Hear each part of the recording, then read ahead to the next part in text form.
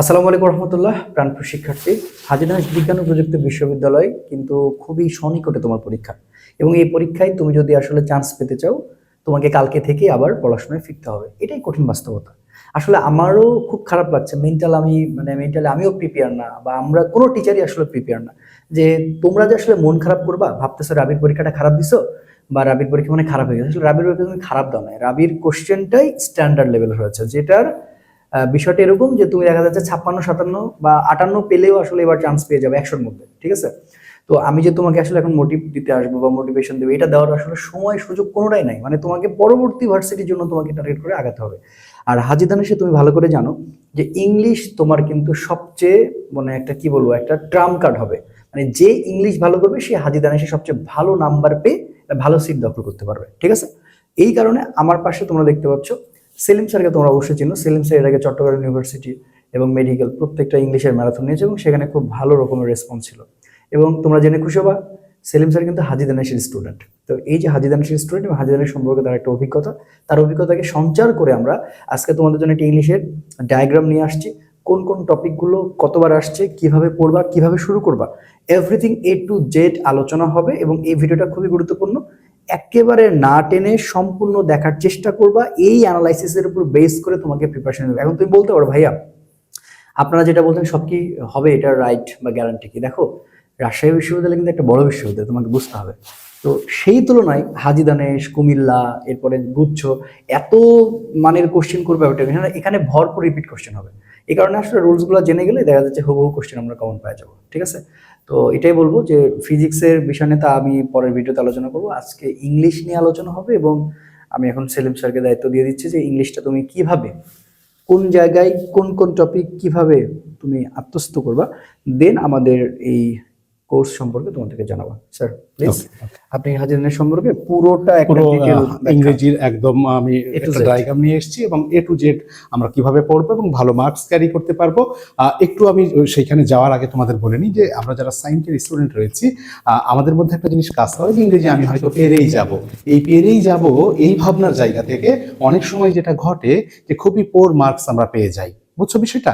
এখন বিষয়টা হচ্ছে যে ইংরেজির একটা মার্কেরও যে দাম, কেমিস্ট্রিরও সেই দাম, ফিজিক্সেরও সেই দাম, অন্তত চান্স পাওয়ার ক্ষেত্রে, ঠিক কিনা? তার মানে হচ্ছে তোমরা সায়েন্সের এই স্টুডেন্টগুলো যারা ইংরেজিতে ভালো করবা, তারা এক ধাপ অন্তত এগিয়ে থাকবা, এতটুকু মনে রাখো। ওই জন্য পুরো ইংরেজির কি কি করতে হবে, কি করতে হবে না, কি করব না, সেটা কি করব সবই আমরা দেখাবো। দেখো এইখানে আমরা যে জিনিসটা বলছি সেটা বলছি A+B ইউনিট, ঠিক আছে? অর্থাৎ এইখানে কথা বলবো তোমাদের সাথে A ইউনিট এবং B ইউনিট নিয়ে। এর একদম কি নিয়ে কথা বলছি আমরা, দেখো তো, ইংরেজি নিয়ে কথা বলছি। এখন বিষয়টা হচ্ছে যে আজকে যারা আমরা রাজশাহী বিশ্ববিদ্যালয়ে পরীক্ষা দিয়েছি, বা এক একটা বিশ্ববিদ্যালয়ের কোশ্চিন প্যাটার্ন গুলো এক এক রকম হয়। এখন বিষয়টা হচ্ছে আমার লক্ষ্যমাত্রা যেহেতু হাজী দানেশ। আর একটা কথা বলে নিই, আমরা এই মুহূর্তে মোটিভেশন ভালো লাগবে না, হয়তো অনেকটা ঝিমিয়ে গেছি। ঝিমিয়ে যাওয়ার সময় কিন্তু আমাদের না একের পর এক টার্গেট কিন্তু আছে। তার মানে হচ্ছে আমাকে টার্গেটটা অ্যাচিভ করতে হবে। এই অ্যাচিভ করার জন্য, অ্যাচিভমেন্টের জন্য আমাদের ইংরেজির এই যে 25 মার্কস, দেখো 25 মার্কস, এই 25 বা 25 মার্কসের জন্য আমাদের কোন কোন টপিকগুলো পড়া দরকার, কিভাবে করা দরকার। আরো মজার বিষয় হচ্ছে, এইটা বলার আগে একটু বলি, এই প্রতিটা টপিকের বেশ কিছু সেগমেন্টে আমরা ক্লাসটা ভাগ করেছি। আমি ক্লাস নিব ইনশাল্লাহ। তোমরা যারা আমার ক্লাস দেখেছো তারা অন্তত একটু হলেও হয়তো আশ্বস্ত হতে পারবা। এটা আমি ক্লাস নিব, পাশাপাশি হচ্ছে পুরো পিডিএফ তোমাদের প্রোভাইড করা হবে, পুরো ইংরেজির পিডিএফ, এবং হচ্ছে পুরো ক্লাসটা আমি নিব। এবং কি করব না সেটা ক্লাসে বলার আগে এইখানে একটু ওভারভিউ দিব। ওকে, আসো।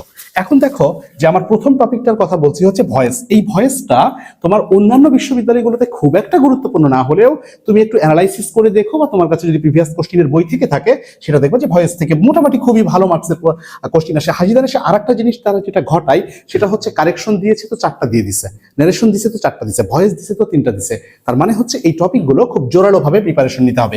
এবং ভয়েসের যে বাক্যগুলো, এই বাক্যগুলো কিন্তু খুব একটা কঠিন আসে না। মজার বিষয় হচ্ছে খুব ইজি আসে, খুবই ইজি আসে। স্বাভাবিক যে নিয়মগুলো সবই আমি কিন্তু আলোচনা করব, সব কয়টা নিয়ম লিখে লিখে আলোচনা করব। পিডিএফ চলে যাবে, আশা রাখি যে তোমাদের এই জায়গাতে সমস্যা হবে না। এইবার হচ্ছে দেখো ন্যারেশন। আর একটা কথা বলে নিই যে ন্যারেশন এমন একটা টপিক, আমরা ছোটবেলা থেকেই টপিকটাতে ভয় পাই, কিন্তু একটা জিনিস তোমাকে বলি যে ন্যারেশন যদি তুমি খুব ভালো করে বুঝো, খুব ভালো করে ধরো বুঝো না, তুমি 60% বুঝো, 50% বুঝো, তারপরেও ন্যারেশনে উত্তর করা সম্ভব।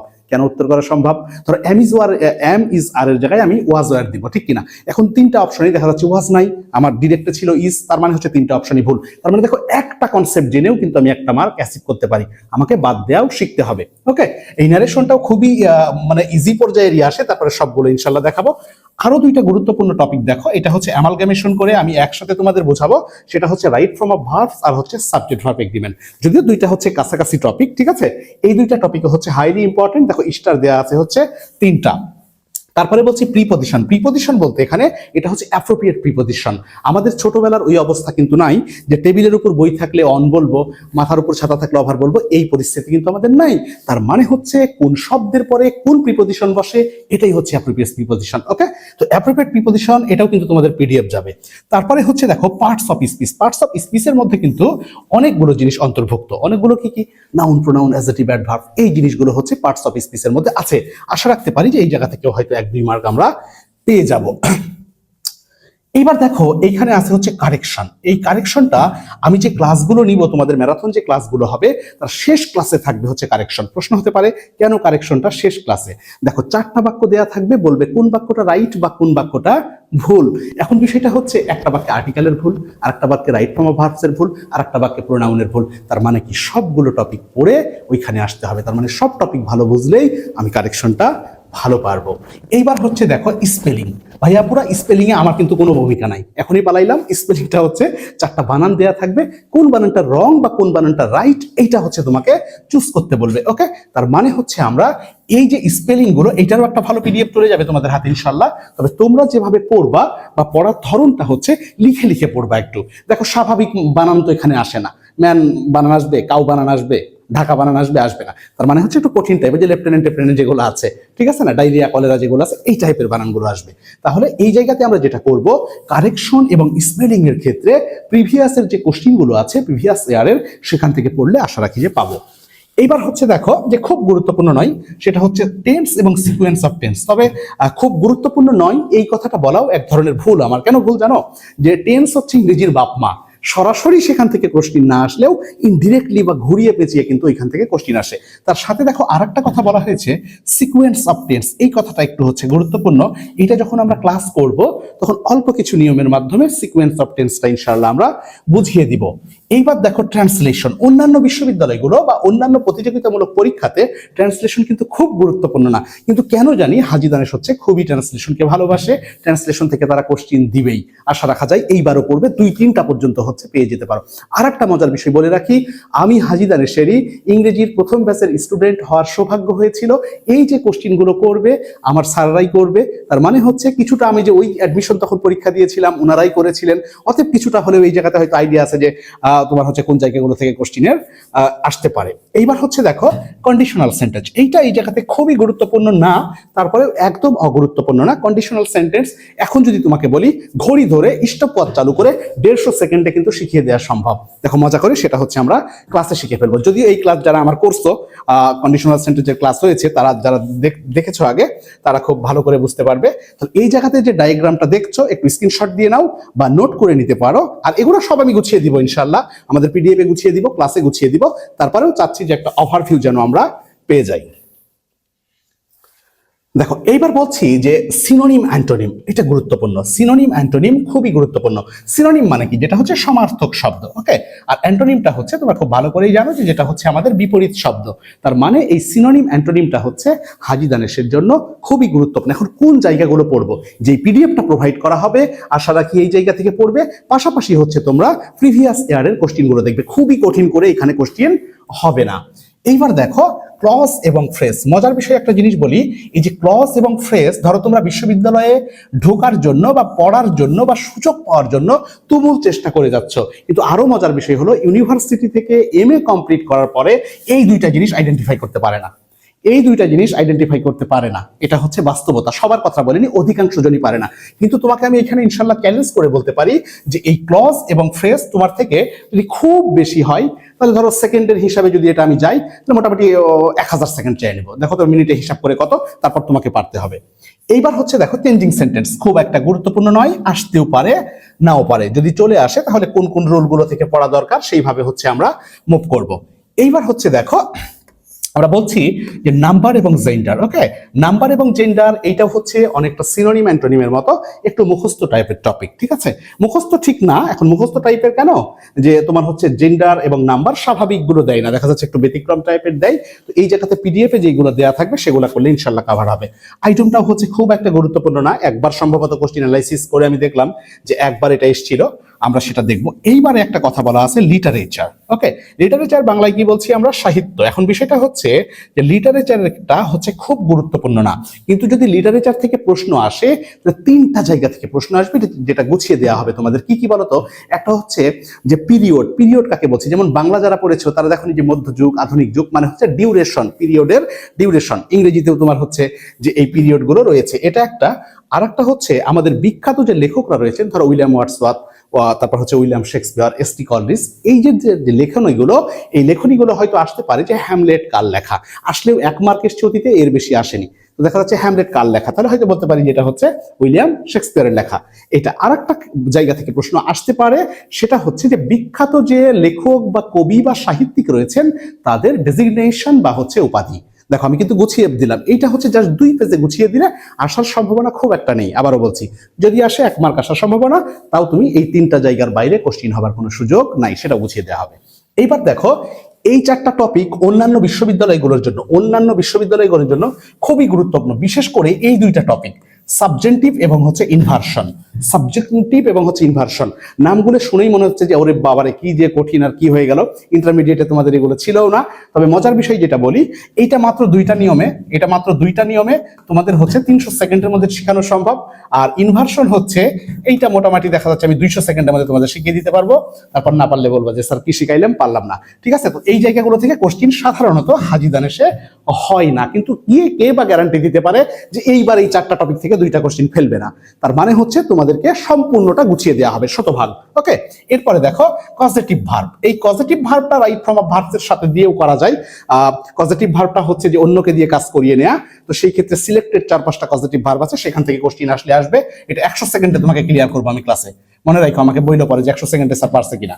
তারপরে হচ্ছে রিডান্ডেন্সি, যেটা বাংলা ব্যাকরণে বলছে যে বাহুল্য দোষে দুষ্ট, একই শব্দের 2 বার প্রয়োগ। কেমন, আমরা ক্রিকেট খেলতে লেগে ছোটবেলায় বলতাম ক্যাচ ধর, তো যেটাই ক্যাচ সেটাই তো ধরা, ঠিক না? আবার ধরো তোমার হচ্ছে যে বিয়ের জন্য মেয়ে দেখতে গেছে, আসে বলছে মেয়ে কেমন দেখলি, মেয়ের মুখের ফেস কেমন, যেটাই মুখ সেটাই তো ফেস। এই শব্দগুলো পাশাপাশি বসানো যাবে না, এটাকে বাহুল্য দোষে দুষ্ট বলো। এরকম কিছু সিলেক্টেড শব্দও তোমাদেরকে হচ্ছে দিয়ে দেওয়া হবে।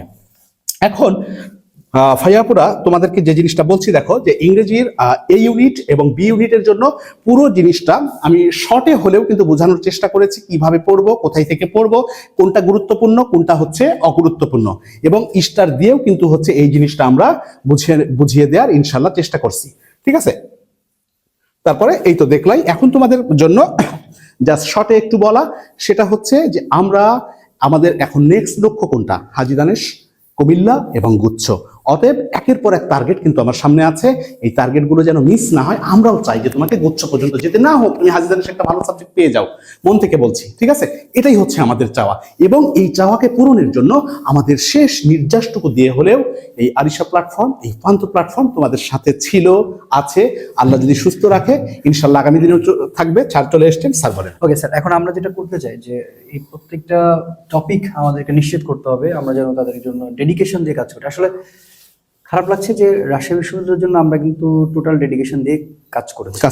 কিছু বাচ্চারা ভালো করছে, কিছু করে নাই। আসলে আমরা তো আমাদের ডেডিকেশনের কোনো কমতি রাখি নাই, এখনো রাখি নাই, কালকেও রাখবো না, পরের ইনশাআল্লাহ, দিনও রাখবো না, চলবে। এখন এটা স্যার ডিপেন্ড করে যে কোশ্চেন প্যাটার্নের উপর অনেকটা। এখন এখন আসলে, যদি কোশ্চেনটা সহজ হতো কাটমার্ক বাড়তো, কোশ্চেন কঠিন হলে কাটমার্ক কমবে, ওদের চান্স থেকে তো কিন্তু ওই আমাদের নির্দিষ্ট খারাপ সংখ্যক লাগাটাই স্টুডেন্টই বেশি, পায়, কারণ অবশ্যই আমরা তো বেশি, চাই যে অবশ্যই আসলে বেশি। ওরা হ্যাঁ, সবাই চান্স পাক। আমরা তোমরা বিশ্বাস করো আর নাই করো, বিষয়টা হচ্ছে আমরা ঘুম ব্যতীত মানে ঘুম ব্যতীত বাকিটা সময় জেগে থাকা সময়টা তোমাদের নিয়েই চিন্তা করতে আমাদের দেখা যাচ্ছে যে কেটে যায়। স্যার এবার আমরা আমাদের একটু কোর্স প্ল্যানটা ওদের বলে অবশ্যই, দেব, অবশ্যই। যে আসলে আমরা কিভাবে কোর্স প্ল্যানটা সাজাইছি।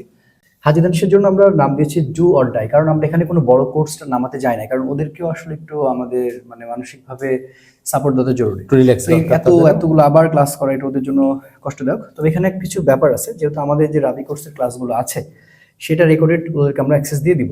তো এটার জন্য কি করবে, এটা এইচএসটি এবং সিওই মানে কুমিল্লা ইউনিভার্সিটির কথা Yes, বলা হচ্ছে। yes. কুমিল্লা ইউনিভার্সিটিতে আবার আপনার ওখানে কিছু হচ্ছে যে বাংলা প্লাস ইংরেজি মিলে 25 মার্ক। 25। তো অনেক স্টুডেন্ট কিন্তু ম্যাথ বা দেখা যাচ্ছে বায়োলজি দাগায় না, তো সেই ক্ষেত্রে তারা সেটাও পাচ্ছে। সেটা পাচ্ছে। যদি এটা নেই তাহলে সেই ইংলিশ এবং বাংলার সাপোর্ট সেটাই পরে দিব, আমাদের ইংলিশ সাপোর্টটা দিব। তো এটার কোর্স ফি আমরা রাখছি মাত্র 250 টাকা, এবং সেখানে সে সাজেশন পিডিএফ পাচ্ছে এবং 2 ফাইনাল মডেল টেস্ট এবং ম্যারাথন ক্লাস, যেটার রুটিনটা আমরা আগামীকাল পাবলিশ করব। এটার জন্য যেটা করতে হবে, তারা একটু ওয়েবসাইটে যাবে।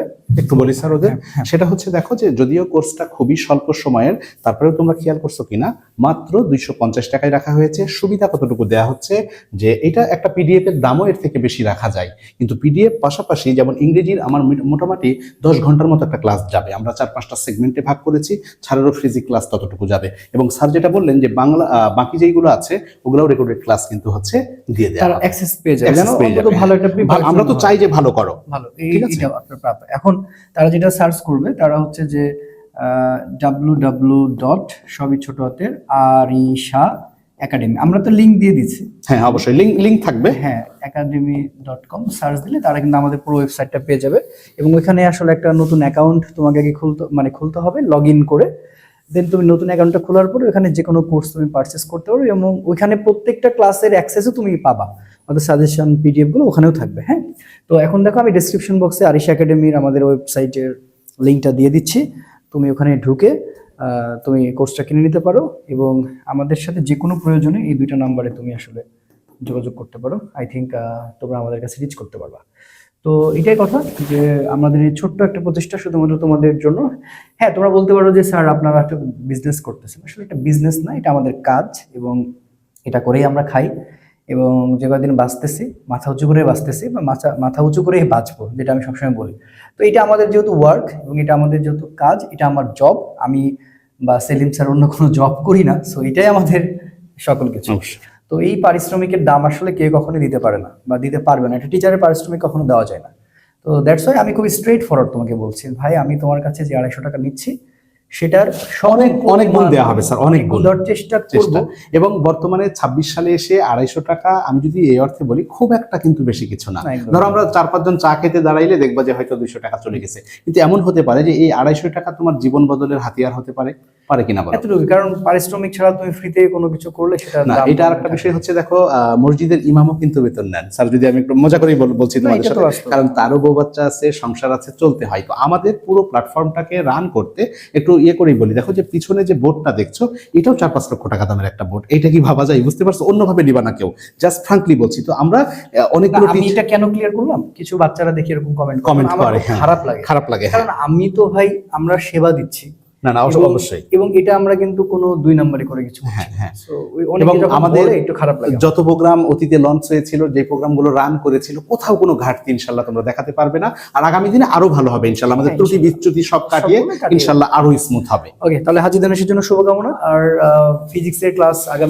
আগামীকাল থেকে কিছু আমরা দিব, সেলিম স্যারের কিছু ক্লাস পাবলিক করে দেওয়া হবে, তোমরা দেখে ডিসিশন নিয়ে। আমাদের ক্লাসটা স্টার্ট হবে 18 জানুয়ারি থেকে, আগে বলে দিচ্ছি, আজকে হচ্ছে 16, তো আমরা 18 জানুয়ারি থেকে জাস্ট 8 দিনের মধ্যে আমরা কোর্সটা নামিয়ে ফেলবো, মানে শেষ করে দেবো। ওকে, ভালো থেকো, দেখা হচ্ছে পরবর্তী ভিডিওতে। আসসালামু আলাইকুম রহমতুল্লাহ, আল্লাহ হাফেজ।